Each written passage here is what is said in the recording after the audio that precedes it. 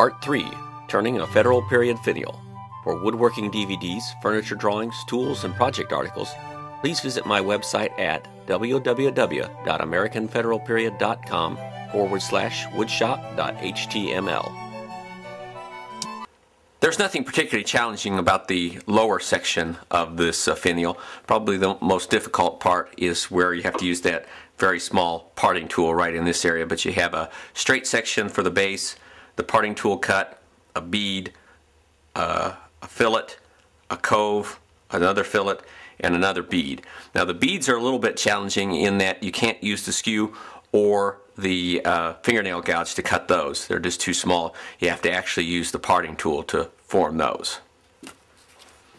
So the first step will be to clean this up with the skew chisel, get a nice smooth area right here, then come in with that small parting tool and cut that fillet, or to cut that groove, and then go to work on the rest of it. And I'm also going to move the tool rest here so it can be as close as possible to the work because of that flimsy nature of that cutoff tool.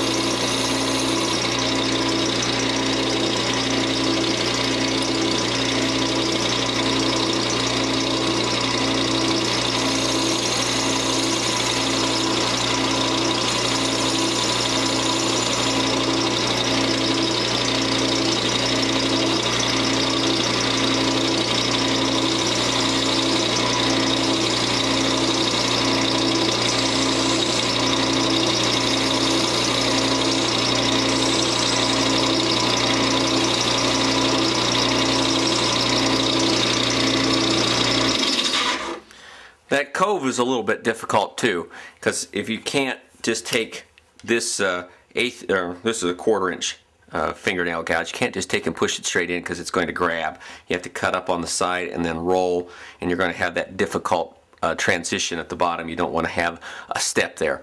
So it's going to be kind of a scooping cut, but you have to be very careful that when you're making that scooping cut on either side that you don't go so far that this portion of the gouge contacts that portion of your cove, because you're going to dig it in that way. So it's small controlled movements, just back and forth like that. Got a little bit more to take out there.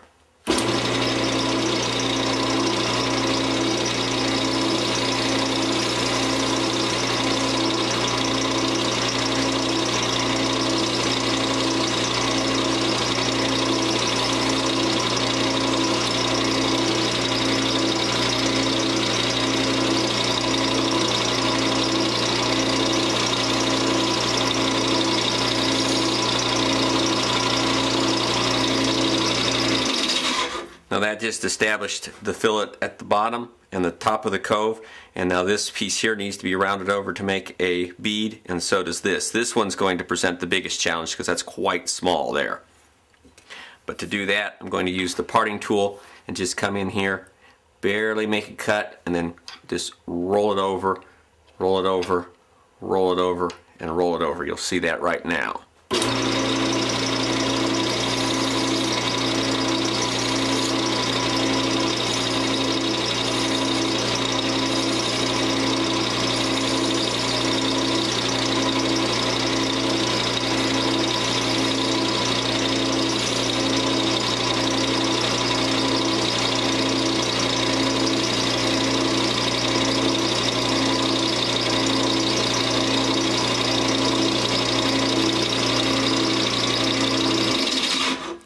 Well, that looks pretty good.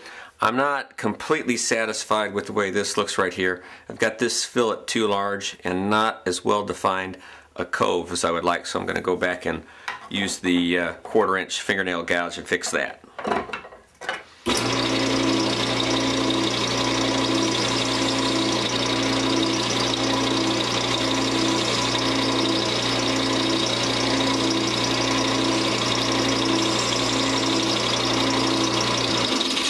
And here's where the file comes in. I'm going to take the file and just barely touch it to that fillet right there to clean it up a little bit.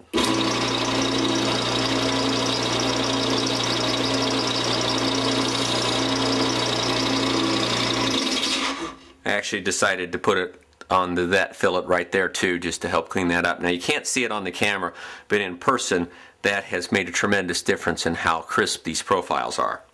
All the cuts are now made, so I'm going to pull this tool rest back out of the way here. And again, I'm not sure the camera can see it, but there's going to be very little sanding. It's only going to take seconds to sand this piece. But you want to have that tool rest well back from there before you start sanding.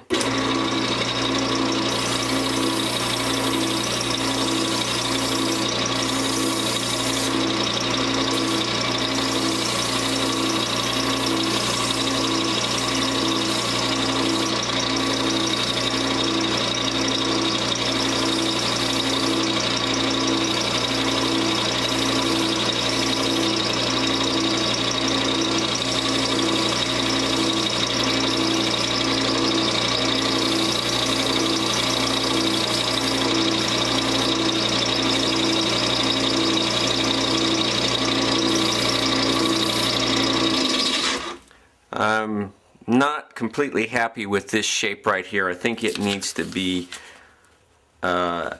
indented, which I'm going to, or not indented, but kind of chamfered on that top edge, which I can do with the skew chisel here in just a second. But the sanding is complete.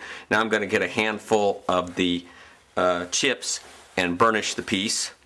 And you have to be careful with this. You can actually push hard enough that it'll get hot enough to burn it. So you just want to give it a light touch here. That just helps smooth it out a little bit more.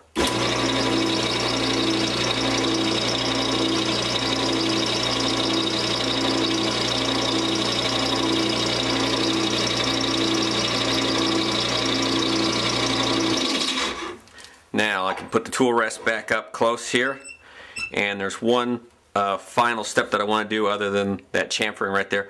I want to take just the toe of the skew and go in at all these transition points and just incise a little line that really adds to the crispness. Looks great when you're done with that.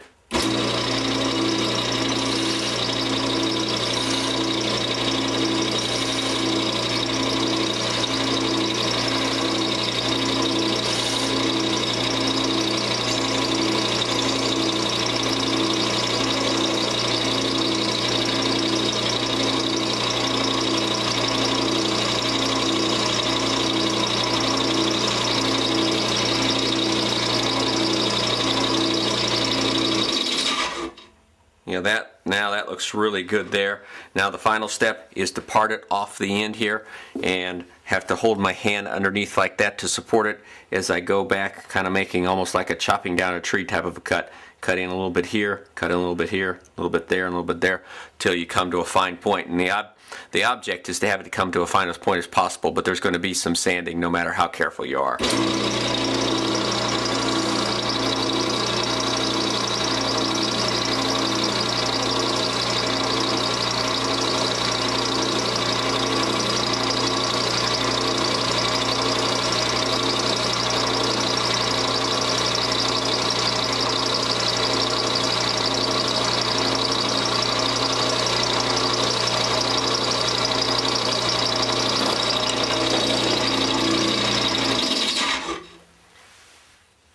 I didn't have as good a hold on it as I thought. It actually flipped it out of the lathe, but maybe you can see here just how, let me get it like that, just how crisp and clean that end come up. It's got that polished shine from the skew chisel being employed properly, and all I have to do to finish that off is just take in, rotate it here in some sandpaper to clean that up.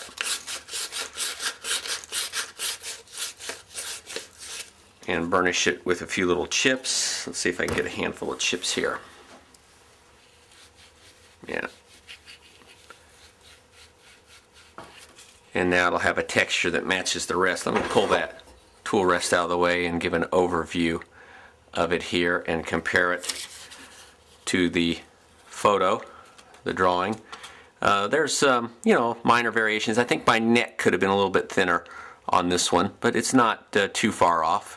The base looks good and the overall profiles look good, but my neck right there is a little bit, well, no, it's not. This piece of paper has been folded, and it's got, let me push it out flat. No, they look substantially alike now. This has got a little bit of a tent shape to it because I folded it to get the profiles, and see how much thinner the neck appears there than it appears when I do have it folded out flat. So that explains that. So very satisfied with this. Now this one is going to be my pattern for making the other three. To ensure uniformity among the 4 finials, the first one is supported in this hand screw and placed behind the bed of the lathe. Then while you're turning the other 3, you can quickly glance up at it and make sure that they come out looking alike. Here are the completed finials, and there are minor variations between the 4 of them, but when you consider that they'll be viewed no closer than 2 feet apart, they will look, for all intents and purposes, identical.